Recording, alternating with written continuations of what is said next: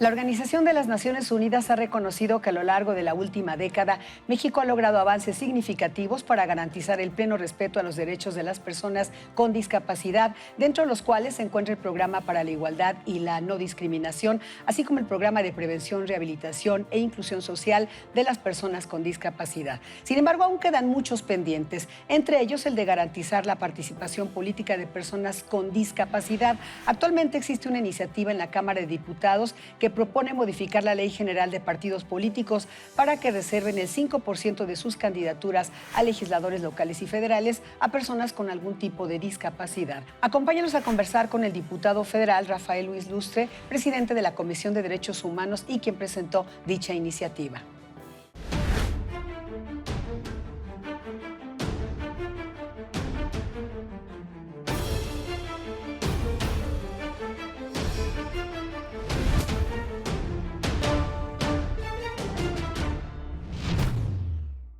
Bienvenidos, diputado Rafael Ruiz Lustre. Bienvenido. Doctor Guillermo de Loya, bienvenido. Qué gusto nuevamente, Esther. Bueno, diputado, ¿cómo evalúa el avance que ha tenido nuestro país en garantizar los derechos de las personas con discapacidad, que según el INEGI hasta 2014, aclaro, son cerca de 8 millones de personas, diputado? Dos preguntas en una. No me corresponde a mí directamente hablar de manera personal. ¿Cómo evaluarlo? Para eso existen indicadores internacionales que nos reflejan perfectamente en el estado que nos encontramos. Y el estatus no es muy favorable, por lo que hay que trabajar en diferentes recomendaciones emanadas por la ONU.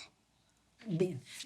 Derivada de esta situación, yo creo que hay que hacer una diferencia entre lo que es, digamos, la accesibilidad al ejercicio de la democracia para personas con discapacidad, así como las condiciones para la asociación política, la participación y la representatividad. Ahí es donde se está trabajando con mayor énfasis, diputado. Por parte de la legislación, sí, principalmente por la comisión que represento y presido, la de Derechos Humanos. Por la Comisión de Grupos Vulnerables, no, se ha visto ajena al tema. Y por parte del organismo descentralizado del gobierno federal, CONADIS, tampoco lo quieren abordar. E incluso, pues, ellos lo basan todo en el asistencialismo nuevamente. Y consideramos que para poder tener un desarrollo equitativo hay que tener la participación democrática. Y hay que buscar las alternativas para garantizarlo. ¿Cuál es la intención de esta iniciativa que ha presentado en la Cámara de Diputados y en el ámbito estrictamente de los diputados, cómo ha sido recibida? La intención es básica, empoderar a este sector, este colectivo. ¿Que alcanza qué número de personas? Nos quedamos con las cifras del INEGI de 8 millones. De 8 millones. Bueno, INEGI es una encuesta. Habría que tener un instrumento, un mecanismo que nos permita tener certeza. Incluso no nada más para saber cuántos somos, qué tenemos y dónde estamos, o quién tiene de más o quién tiene sin merecerlo, sino también para poder hacer un correcto acceso a los servicios y las prebendas o beneficios que se otorgan a los 3 niveles de gobierno. Ha sido recibida esta iniciativa por parte de los grupos parlamentarios de muy buena forma. Yo he hablado con cada uno de ellos, he podido hacerles saber lo importante que sería la participación, porque la discapacidad no es del individuo solamente, afecta colateralmente cuando menos a 2 próximos de el que vive en una condición con discapacidad. Entonces yo espero que en esta ocasión, que ya ha sido presentada, esta es por la segunda vez que se presenta la iniciativa, hoy por tiempo y por las circunstancias de la Cámara, tuvimos que hacerla de manera vía oficio y ya fue turnada a Gobernación. ¿Establece en esto una cuota de representatividad en la propuesta? Porque debo decirlo a manera en título personal, yo siempre he estado un tanto en contra de las cuotas de representatividad si es que estas no se justifican en una razón suficiente para poderlas aportar, como fue en el caso en los partidos políticos de las cuotas de juventud, de las cuotas de mujeres. Pero creo que ya una realidad muy palpable como lo es la existencia de esa necesidad, pues bueno, tendría que ameritar un análisis muy justificado. ¿Cómo lo están viendo desde esa perspectiva? En este caso la cuota es válida. ¿Por qué? Porque el joven, eso es una cuestión que se cura con el tiempo. El ser indígena, que también es una cuota a los indígenas garantizado, les da amplitud porque pueden ser indígenas jóvenes, indígenas con discapacidad o indígenas por género. Están garantizadas de todas maneras su cuota de representatividad. En el caso de discapacidad, no, porque la discapacidad no se quita con la edad, cuando es con una discapacidad permanente. Y tampoco, creo yo, estemos ajenos porque todos que aspiran a tener más de 60 años, consecuentemente, tendrán una discapacidad. Por tanto, garantizamos cuota de jóvenes, cuotas en productividad y en la tercera edad. Y por consecuencia, los niños que aún no pueden ser representados por sí mismos, estaremos hablando por la asociación a la discapacidad a la que les corresponda. Es necesario, tomando en cuenta que somos alrededor del 10%, según dice el INEGI, ya lo veremos con el registro que echamos a andar, que el 19 de junio del año pasado fue publicado en el DOF el Registro Nacional de Población de Personas con Discapacidad. Ya esto es una reforma y que la va a tener federal y que la va a controlar y regir SEGO. Esperemos que en este año podamos echarlo a andar para que todos certifiquen que tienen discapacidad y también para que todos puedan tener dado un cumplimiento, una obligación de identificarse y registrarse, tener acceso a los servicios que ofrece los 3 niveles de gobierno. Pues mira que yo sí creo, Guillermo, Sí. que vale la cuota en este caso, y aquí sí también ya empezamos a discrepar, ¿verdad? En el de las mujeres también defiendo que haya No, claro. las cuotas. Sin embargo, creo que es válido, pero cuando en los pero es partidos muy importante políticos lo que se está haciendo el sobreusa, diputado. digamos, con poca justificación, la postulación, creo que es una situación que, pues bueno, después trae consecuencias para efectos de la representatividad, pero yo también coincido que cuando existe la justificación, sobre todo en el caso particular, porque la defensa de los derechos de personas con discapacidad ha sido hecha por terceros interesados, no representativamente directos. Es ahí donde yo creo que tiene ese punto válido, digamos. Le has dado al clavo. Las personas con discapacidad tienen que ser los protagónicos, los agentes del cambio, los que participen en la toma de decisiones y seguimiento de las mismas. Porque si seguimos con el modelo de que seamos a través de terceros, nunca vamos nosotros a tener ese crecimiento. Hoy día no existe un solo producto tangible a décadas de representatividad de los grupos hegemónicos que han querido y han portado la bandera de defensoría del colectivo.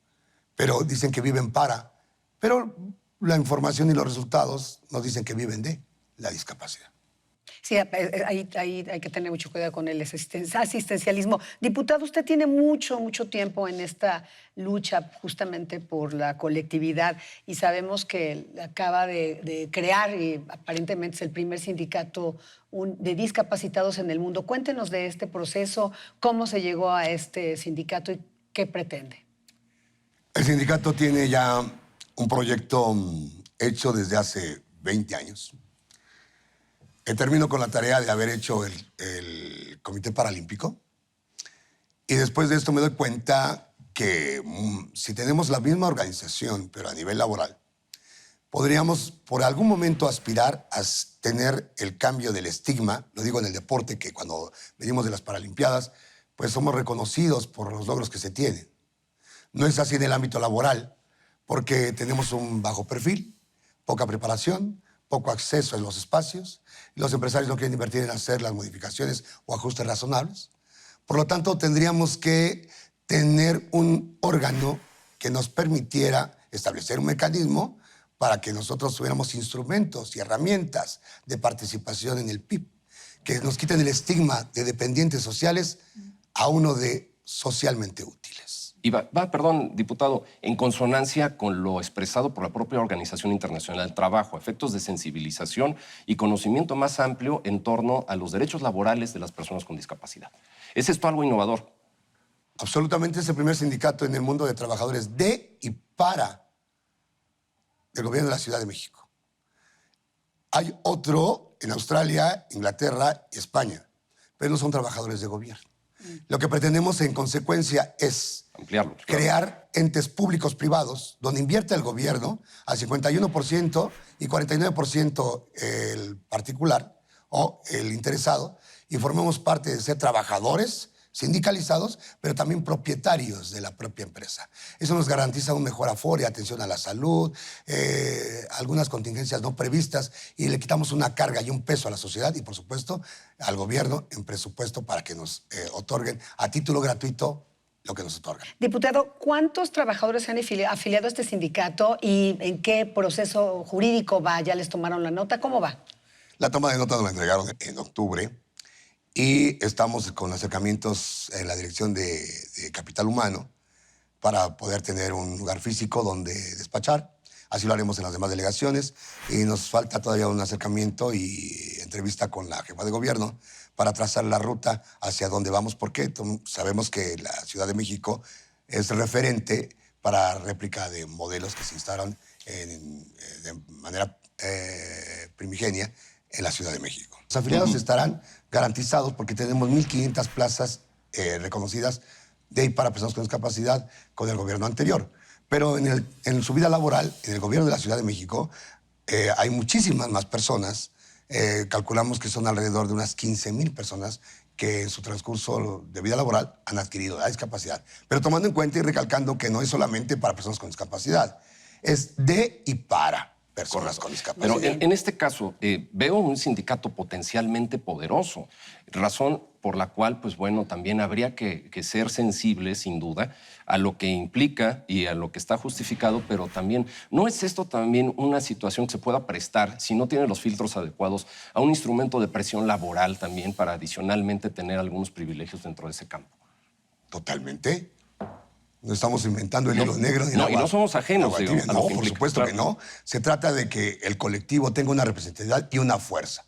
Nosotros no venimos con el sindicato ahora a ver qué espacios nos quieren conceder de manera gratuita o limosna, en el sentido que se le pueda ver. No. Vamos a tener, por supuesto, un espacio de capacitación a través de la plataforma Discatel y también que Discatel es una plataforma de información inteligente desarrollando aplicaciones para capacitar a nuestros compañeros, entre otras aplicaciones, para poderlos hacerlos o dirigirlos al espacio laboral. Bien, me decía que tenía 20 años trabajando ya en este tema del sindicato, ¿verdad, diputado? Sí. Le quiero preguntar por último, ¿cuál ha sido su experiencia en involucrarse justamente en actividades políticas, en ser, por ejemplo, en esta legislatura, el único diputado con discapacidad en toda la legislatura? ¿Cuál es su experiencia personal? Pues son varios memorias, ¿no? Pero primero yo no incursioné en la política incursionó conmigo. Yo solamente fui activista, hablo por el colectivo, nunca de manera individual. Todo lo que he hecho en mi historial ha sido por el colectivo. Y me hicieron la invitación. Digo, no es vergüenza ni tampoco es una condición ni una presunción, pero no tengo militancia. Yo recibí la invitación. Fui asesor cuando entonces el presidente era candidato. La acepto y con sorpresa me doy cuenta que soy el único legislador con discapacidad en la Cámara de Diputados, pero soy el primer legislador ciego en la historia del Congreso mexicano. 162 años para que llegara un legislador ciego. Eso no es nada presumible. Creo que tenemos que darnos cuenta que debemos ser más abiertos, no por ser ciego, no por ser discapacitado motriz o tener discapacidad motriz, perdón, o ser sordo, se nos tiene que garantizar un espacio. No, también tenemos que prepararnos, ¿no? El que aspira a tener un despacho de este talante debe estar preparado para las expectativas y para las exigencias que le reclama su propio colectivo u otros temas. Pues le agradezco mucho, diputado Rafael Ruiz Lustre y Guillermo de Loya. Muchas gracias, Estela. Muchas gracias. A ustedes, qué amables. Gracias a usted por acompañarnos en una emisión más de Ruta ADN 40.